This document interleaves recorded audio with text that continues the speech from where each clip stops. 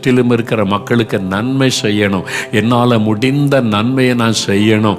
நற்குணம் எனக்கு வேணும், விசுவாசம். நான் தகப்பனே, யார் யார் இப்பொழுது ஜெபிக்கிறாங்களோ ஒவ்வொருவருக்குள்ள இந்த ஆவியின் கனியாகிய நற்குணமும் விசுவாசம் என்கிற கனி ஆண்டவரே உருவாகணும். அந்த நற்குணம் உருவாகணும். இயேசுவை போல நாங்கள் நற்குணம் உள்ளவர்களாக இருக்கணும். இயேசுவை போல நாங்கள் உண்மை உள்ளவர்களாக இருக்கணும். அந்த அனுபவத்தை தாங்க, அந்த கிருபை தாங்க. பரிசுத்த ஆவியானவர் இந்த ஆவிக்குரிய சுபாவத்தை தர வேண்டும் என்று ஜெபிக்கிறோம். இந்த நல்ல ஆவியின் கனியாகிய தெய்வீக சுபாவத்தை ஒவ்வொருவருக்குள்ளும் தர வேண்டும் என்று ஜெபிக்கிறோம்.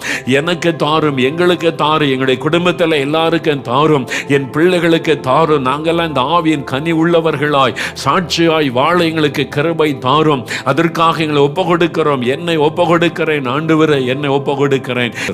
இயேசு கிறிஸ்துவின் நாமத்தில் ஜெபிக்கிறோம் பிதாவே, ஆமென்.